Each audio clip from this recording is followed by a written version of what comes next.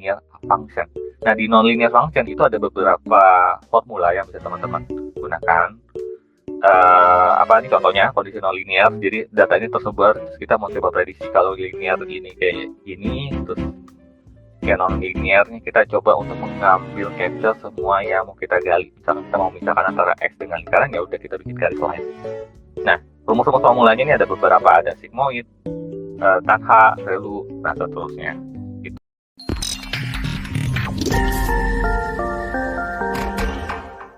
Halo semuanya, ketemu lagi di hari ini. Jadi hari ini kita akan masuk ke pelajaran konsep dasar Artificial Intelligence. Jadi setiap hari Jumat kan aku posting terkait AI. Jadi ada materi yang sudah teman pelajari mulai dari basic-basicnya, aplikatifnya, dan beberapa tools yang sudah teman-teman pelajari di minggu lalu, yaitu Knaim Analytics. Di sesi kali ini aku sengaja untuk kita recall kembali materi terkait Artificial Intelligence, karena menurutku ini adalah penting buat teman-teman untuk mempelajari dasar-dasar dari AI itu sendiri seperti apa, supaya nanti ketika teman-teman mau lihat lebih advance-nya tuh udah kebayang kalau dasarnya seperti ini, gitu ya.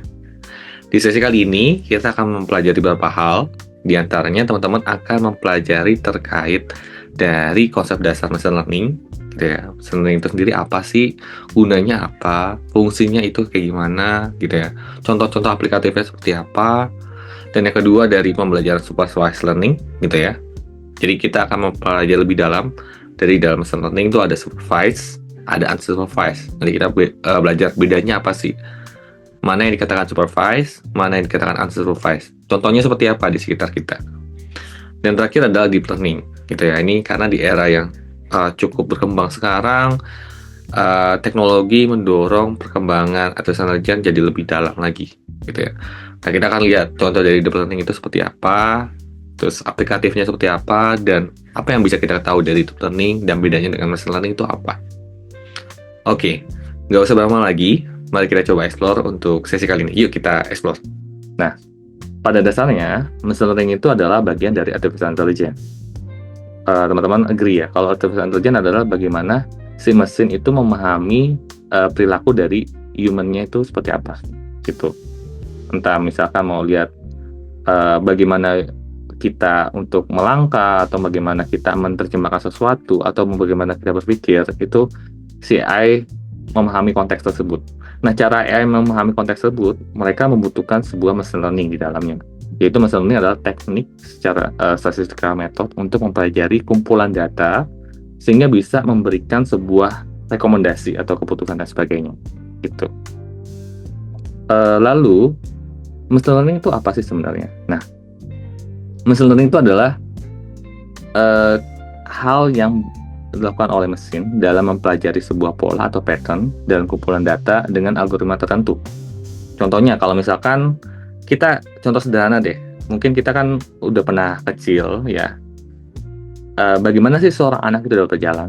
Kalau misalkan teman-teman perhatikan di gambar di bawah ini kan ini ada cycle ya, cycle yang dilakukan oleh anak ketika untuk bisa dapat berjalan dengan tegap.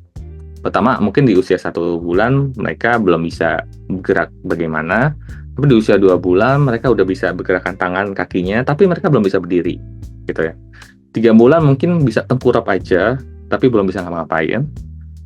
4 udah bisa menggerakkan otot-ototnya, terus 5 udah bisa merangkak sampai di usia 6 bulan, 7 itu bisa merangkak kan belum bisa menegakkan kepala.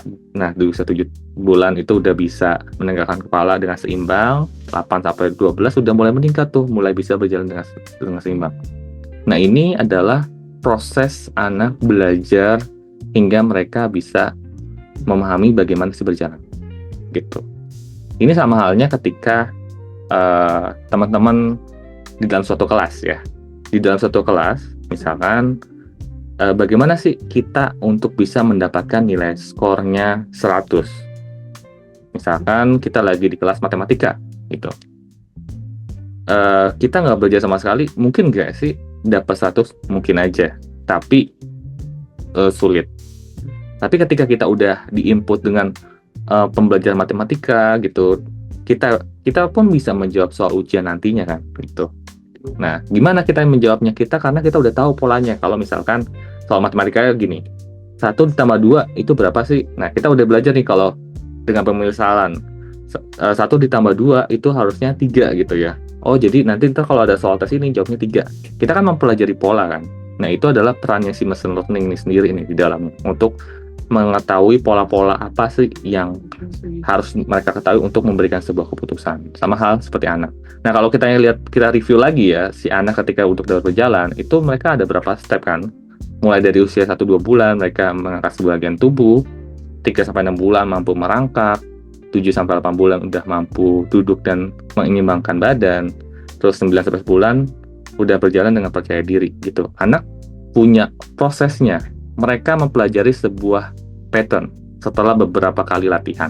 Mereka bisa mengerti bagaimana sih menjaga sebuah keseimbangan dan berjalan dengan kedua kakinya. Nggak merta-merta anak baru lahir langsung bisa jalan. No, ada proses step by step, try dan error.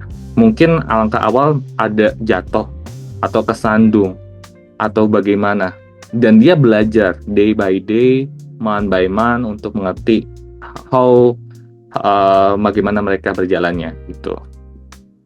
Nah, dari konsep ini sebenarnya kita bisa berlanjut nih. Sebenarnya patternnya ini dikumpulkan oleh si anak selama latihan dengan menggerakkan seluruh badannya. Entah dia menggerakkan kaki, tangan. Oh, ternyata tangan ini nggak bisa buat berdiri loh. Oh, kaki sekarang bisa buat berdiri loh. Nah, mereka belajar tuh. Oh, ternyata bisa gitu. Nah, latihan-latihan tersebut akan menjadi basis mereka untuk memberikan sebuah keputusan, untuk melakukan aktivitas selanjutnya. Tuh, aktivitas selanjutnya apa? Ya, mereka untuk berjalan, gitu, berjalan dengan tegak, seperti itu. Nah, kaitannya sama machine learning, sebenarnya machine learning itu adalah sebagai pengembangan algoritma berdasarkan statistika. Algoritma itu adalah langkah-langkah ya, yang harus dilewati. Nah, untuk memungkinkan sistem belajar dan memprediksi sebuah keputusan. Tuh. Nah, tujuan utama dari machine learning adalah bagaimana menganalisis, menginterpretasi pola dan hubungan dalam data dan membuat sebuah prediksi. Kalau kaitannya sama prediksi ya. Sama kayak tadi. Anak itu menganalisis, menginterpretasi pola ini, oh ini nggak cocok buat jalan. Oh ini cocok buat jalan. Oh ini enggak, ini yes, no.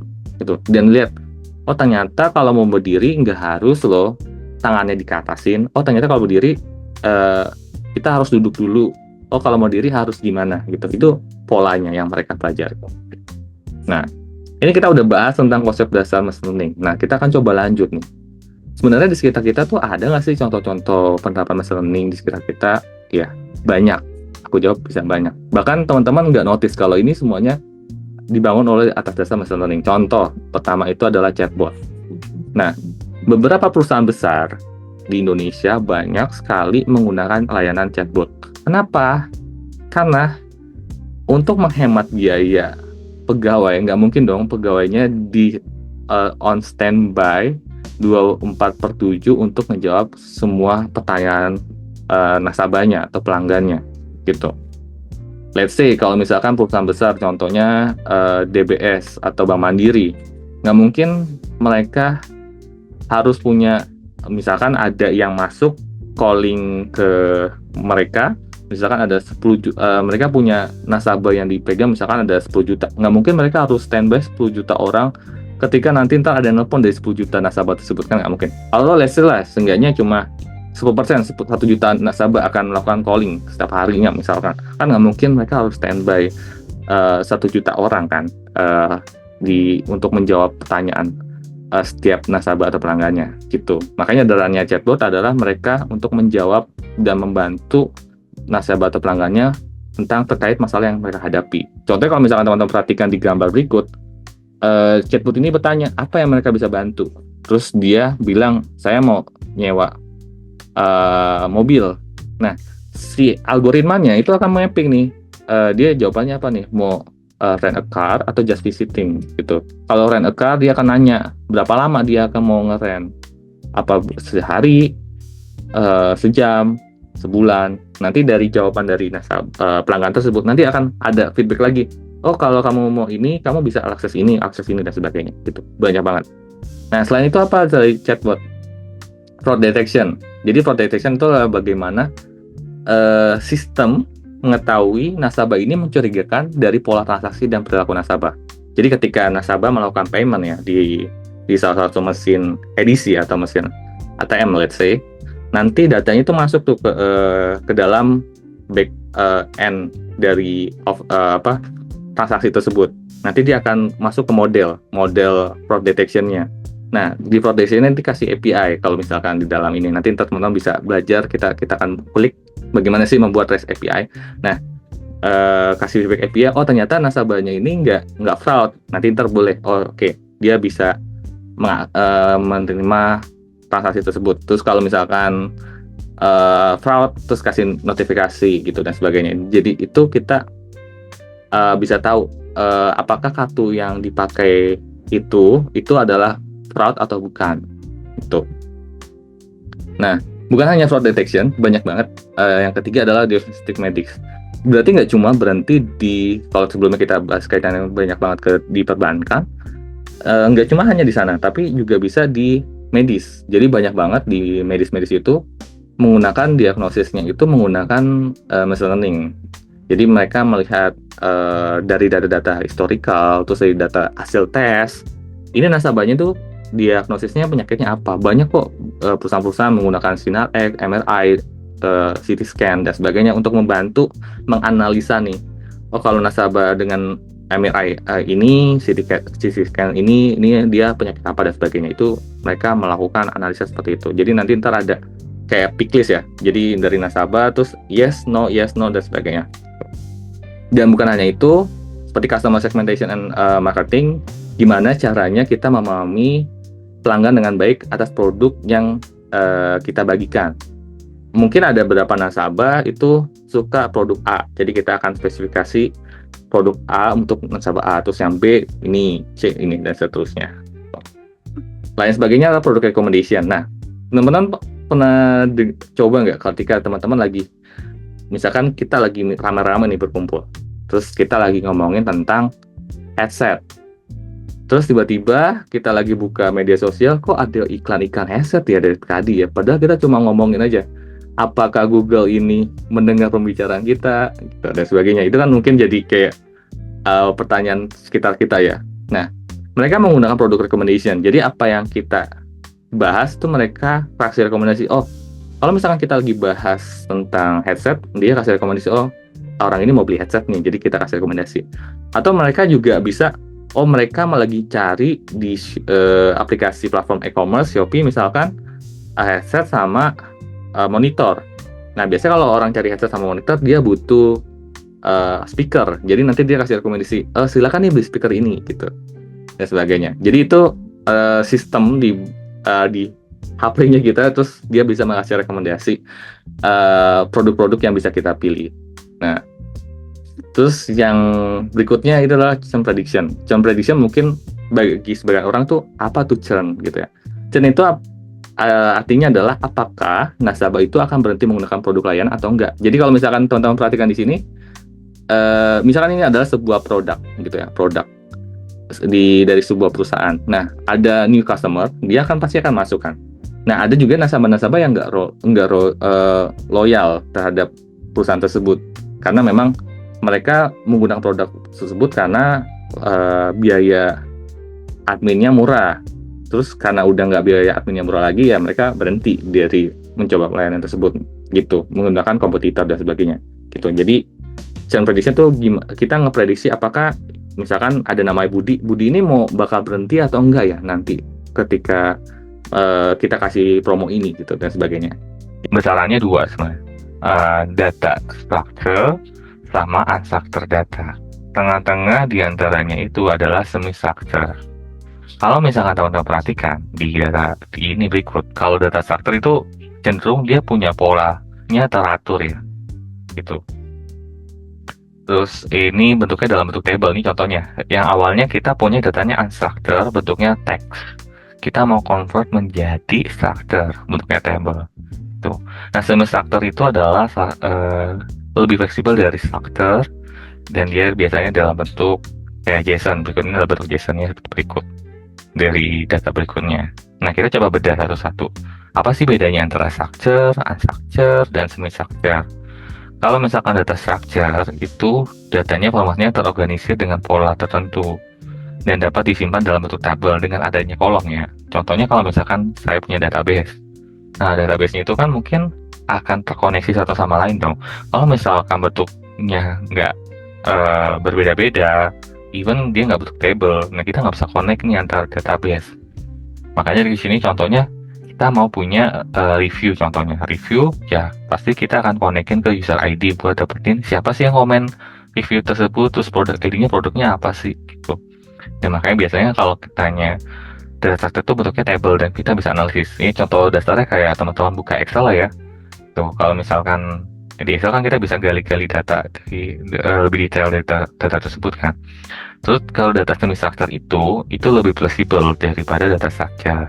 Dan umumnya digunakan untuk penyimpanan dan bukan format table. Kalau misalkan teman-teman menggunakan API, biasanya kan misalkan antara API 1 dengan API, maksudnya antara A dengan B kan dihubungkan dengan API. API itu kepanjangan Application Programming Interface. Nah, komunikasi antara keduanya itu enggak, misalkan si A mau ngirim data ke B, kan nggak mungkin dia ngirim datanya untuk table kan. Mungkin nanti B nggak paham nih, kok bentuknya gini gitu.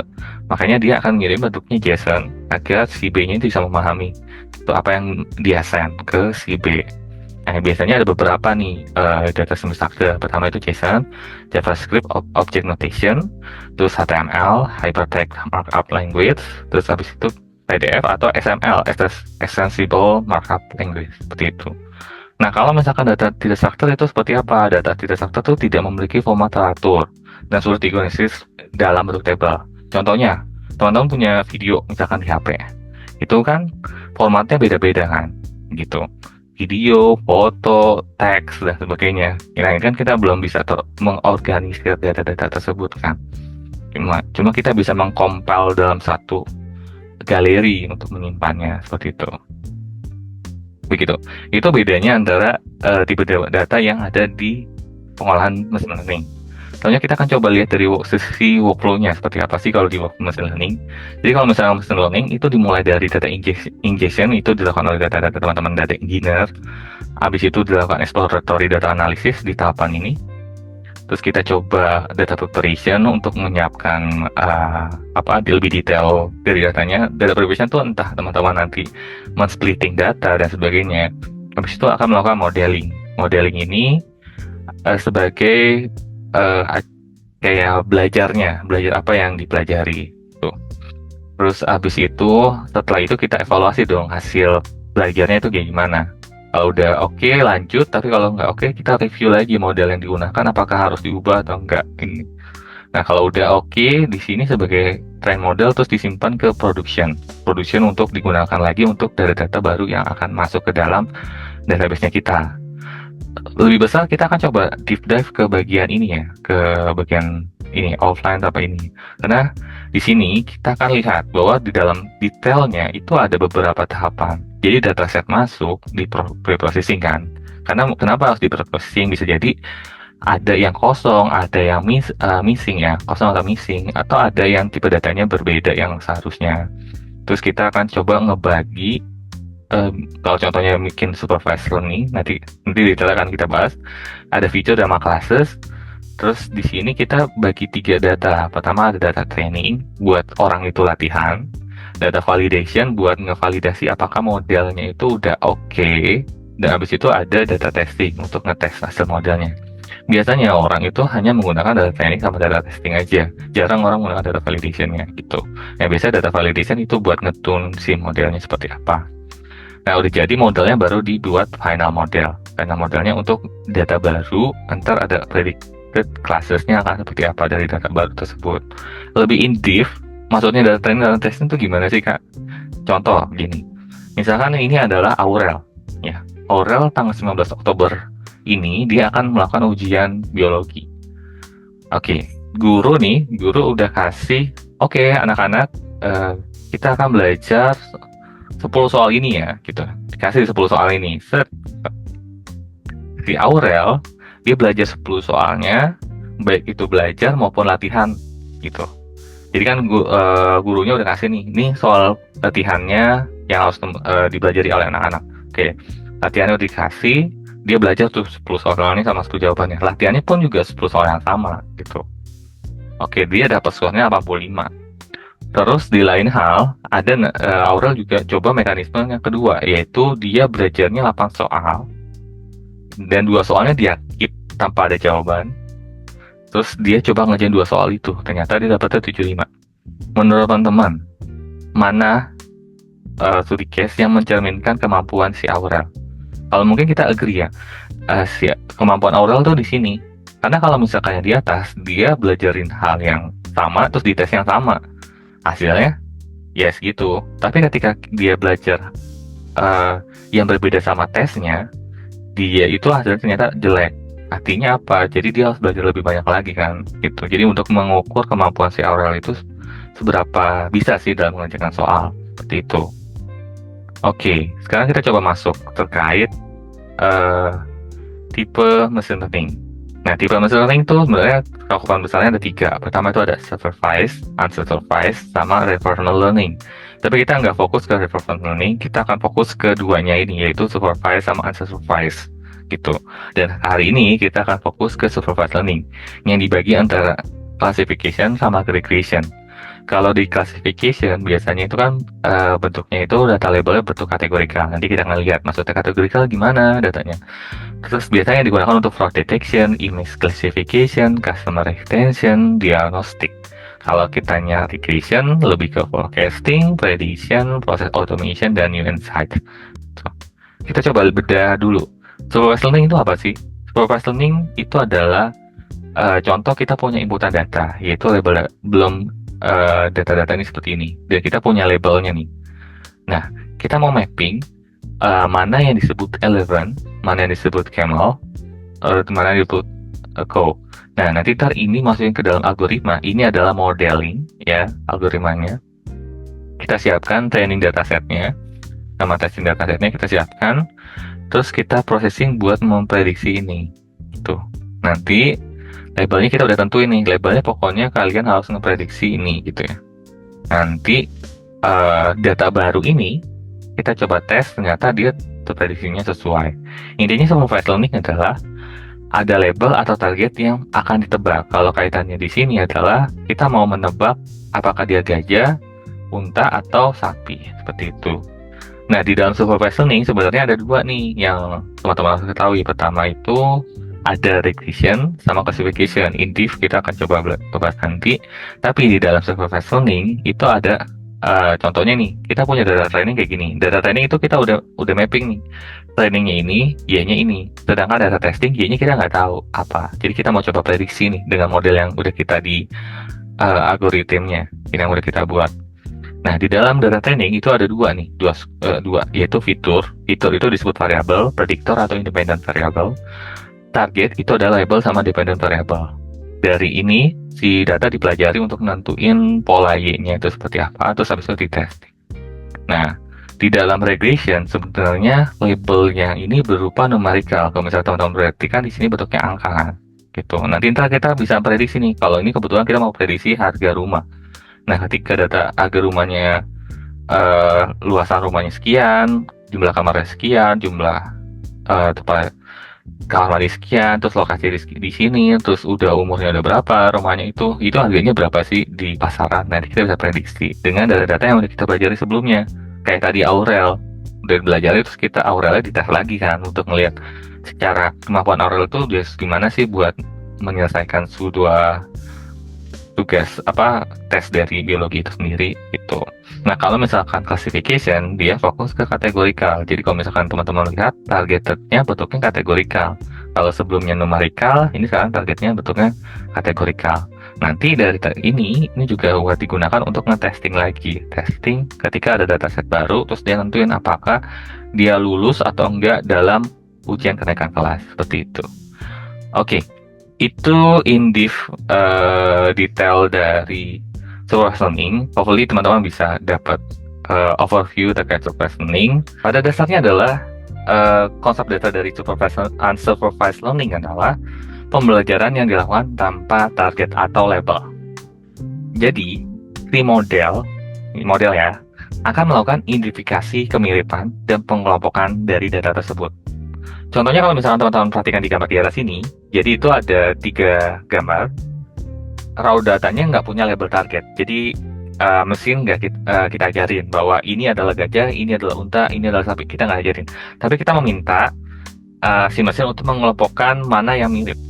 Dan pada akhirnya adalah mesin akan melakukan training dan iterasi berulang-ulang dan didapati bahwa ada 3 output kategori. Pertama itu adalah gajah, yang kedua itu unta, dan itu sapi.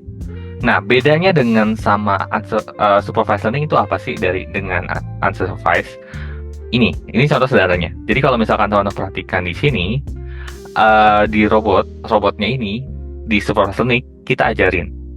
Jadi robot, ini loh gambarnya apa, coba kamu tebak. Gitu ya. Si robot mungkin tebakan pertama salah, dia bilang pisang.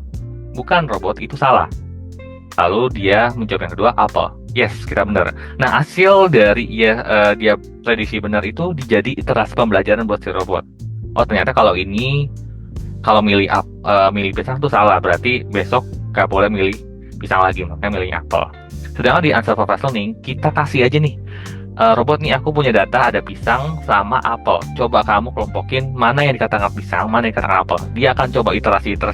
Dia akan melihat, oh kalau pisang itu bentuknya tuh agak lonjong, atau terus ini warnanya kuning, terus warna apa gitu, apel warnanya hijau. Dia akan mengelompokkan sendiri, dan pada akhirnya si robot tuh bisa mapping, oh ternyata ini adalah kelompok pisang, ini adalah kelompok apel, seperti itu.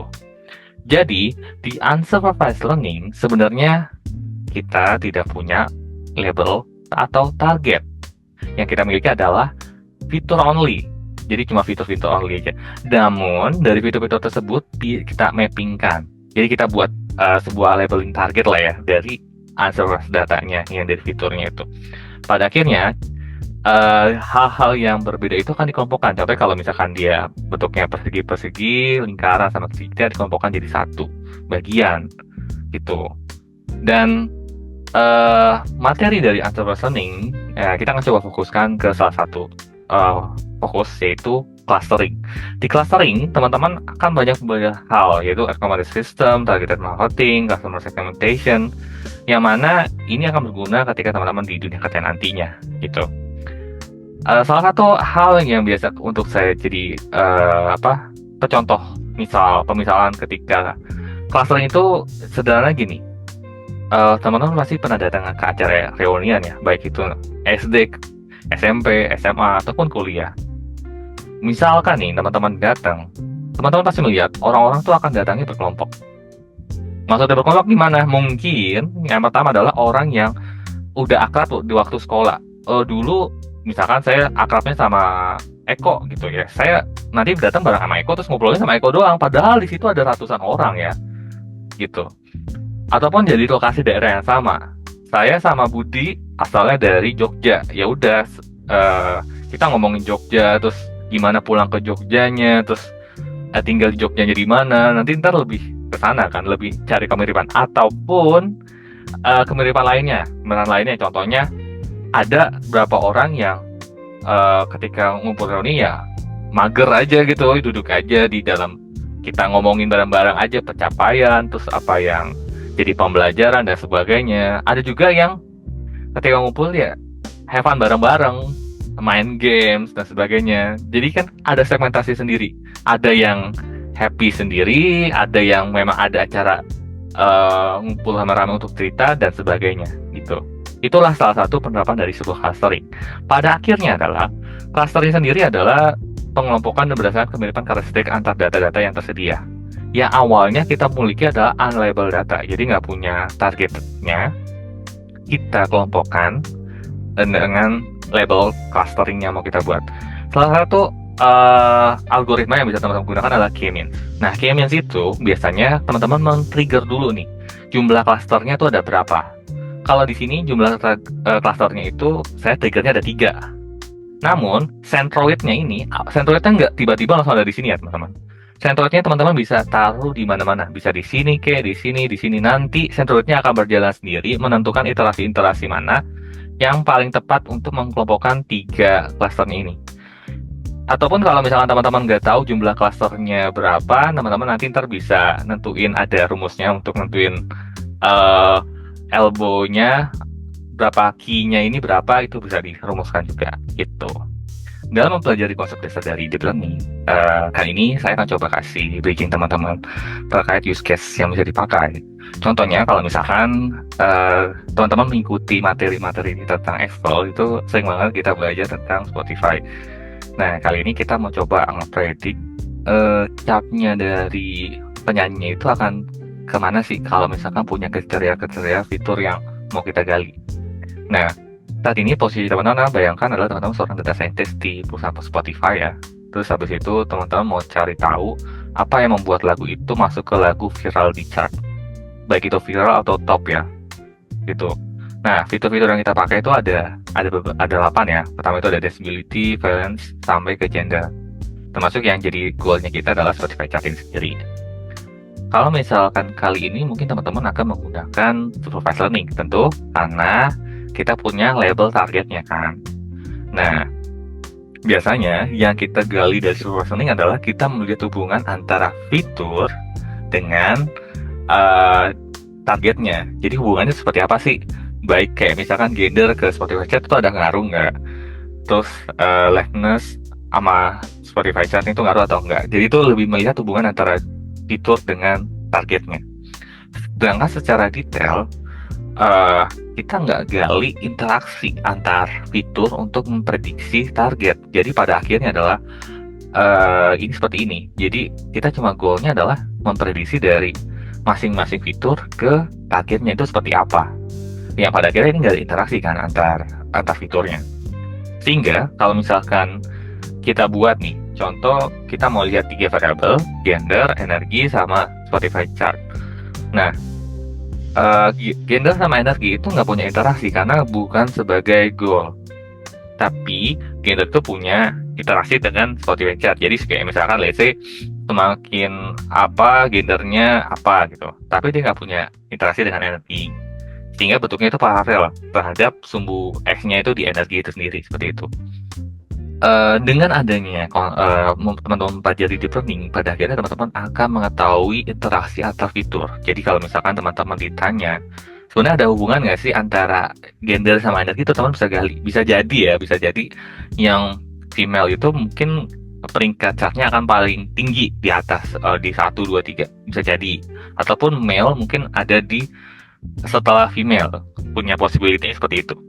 Nah, neural network sendiri itu berguna untuk mengetahui interaksi antar fitur itu tersebut, sehingga penerapan lebih detail itu bisa menggunakan deep learning, yaitu part of dari neural network yang biasanya berguna untuk kayak misalkan analisis picture, video, terus teks dan sebagainya gitu. Kalau misalkan kita ubah dari grafik ini ke dalam visualisasi, pada akhirnya dia akan seperti ini. Jadi akan seperti ini kan. Jadi nanti ntar kita mau lihat interaksi antara energi sama gender. Jadi kita akan membuat satu hidden layer tersendiri. Hidden layer tersendiri yang tentunya untuk melihat hubungan keduanya. Jadi apakah energi sama gender tuh punya interaksi atau enggak. Terus kita buat situ baru dihubungkan ke Y chart-nya gitu. Jadi sini adalah ada hidden layer yang baru, yang lainnya masuk ke yang ini. Itu kalau misalkan cuma 2. Sebenarnya kenyataannya adalah nggak cuma 2 kalau misalkan kita mau interaksi. Itu ada banyak. Teman-teman bisa melihat saling bersilangan ya antara fitur untuk mendapatkan di hidden layer-nya. Nah, hidden layer ini sebenarnya bukan yang kita capture di dunia nyata. Dia ada setelah kita melihat interaksi antar variabelnya itu seperti apa gitu. Jadi kayak misalkan hidden layer A, misalnya nih anggap aja A itu adalah bentukan dari kumpulan input-inputan yang kita miliki di dunia nyata, dari disability, energi, gender, dan seterusnya gitu. Dan si A-nya ini itu bisa menangkap interaksinya tuh hubungan antar fiturnya itu seperti apa. Nah, udah dapat baru dimasukkan ke goalnya itu, output itu penerapan di neural network sendiri. Coba kita gali contohnya di forward propagation. Forward propagation tuh dari input ke output ya, bergeraknya maju. Nah, kali ini kita akan coba menggali memprediksi chart lagu itu berdasarkan persen energi dengan jumlah lagu yang rilis dari si usernya. Let's say ya, jumlah energinya adalah 80%, jumlah lagu yang rilisnya sampai saat ini misalkan 3 lagu gitu. Nah, jadi kan di sini kita kan punya 0,8 sama 3.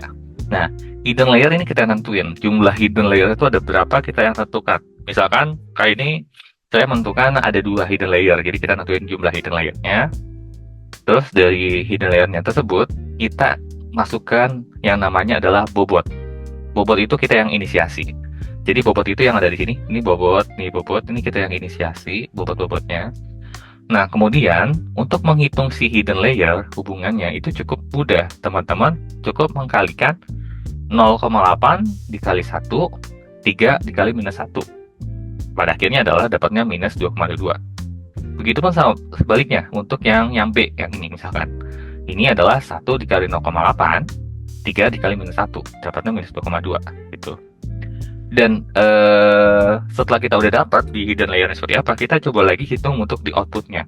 Kita tentukan lagi outputnya itu bobotnya berapa. Nanti ntar dapat minus 2,2 dikali 1 ya, terus minus 2,2 dikali minus 2, dapatnya 2,2. Jadi Spotify chartnya itu ada di ranking 2. Perkaliannya cukup mudah, teman-teman, cuma perkalian kemudian dijumlahkan. Baru ini konsepnya adalah konsep dot product ya, kalau misalkan teman-teman pernah belajar dot product. Terus habis itu ini dilakukan secara berurutan, jadi sequence dari perkalian ini dan ini, terus ini dan sini, terusnya dari input ke hidden ke output, seperti itu. Nah, selanjutnya kita akan coba gali dari activation function, karena kan kita tahu ya model-model itu biasanya kan linear. Kalau misalkan kita punya dua label target antara X sama lingkaran, kita mau belah mungkin dengan linear udah selesai. Bayangkan kalau misalkan datanya tersebar, jadi yang bulat-bulatnya itu mengelilingi si X, kan nggak mungkin kita pakai linear kan. Kalau linear mungkin kayak gini doang kan, garis gitu. Sedangkan masih ada yang diprediksi salah, makanya kita mengenal namanya nonlinear function. Nah, di nonlinear function itu ada beberapa formula yang bisa teman-teman gunakan. Ini contohnya kondisi nonlinear, jadi datanya tersebar, terus kita mau coba prediksi kalau linear ini kayak gini, terus ya nonlinearnya kita coba untuk mengambil capture semua yang mau kita gali. Misalkan kita mau memisahkan antara X dengan lingkaran, ya udah kita bikin garis line. Nah, rumus-rumus formulanya ini ada beberapa, ada sigmoid, tanha, relu, dan seterusnya gitu. Jadi dia akan mengconvert dari linear modelnya menjadi non-linear model. Contohnya kalau misalkan kita mau pakai tanha, let's say tanha diterapkan ke rumus yang forward propagation tadi. Caranya cukup mudah, teman-teman, cuma nentuin misalkan di hidden layer kita mau nambahin activation function, ya udah kita cukup menambahkan tanha di perhitungan dot product yang udah kita lakukan. Nah, jadinya tanha dari minus 2,2, terus tanha dari minus 2,2, terus nanti dilakukan hal yang sama seperti itu. Gitu. Itu konsep dasar dari kaitannya sama deep learning. Jadi itu kita baru lihat dari scope luas, overview. Kita belum secara matematis untuk menggalinya. Hopefully teman-teman mengerti terkait deep learning itu sendiri seperti apa. Oke. Terima kasih teman-teman, sampai jumpa di episode selanjutnya. See ya. Thank you teman-teman yang udah nonton di sesi kali ini. Semoga sesi kali ini bermanfaat buat teman-teman explore apa yang teman-teman pelajari. Dan jangan lupa subscribe supaya teman-teman gak ketinggalan terkait update materi-materi yang akan aku share setiap hari Jumat. Dan jangan lupa untuk like dan komen kalau misalkan ada mau nanya gitu ya. Nanti aku akan balas as soon as possible terkait pertanyaan teman-teman.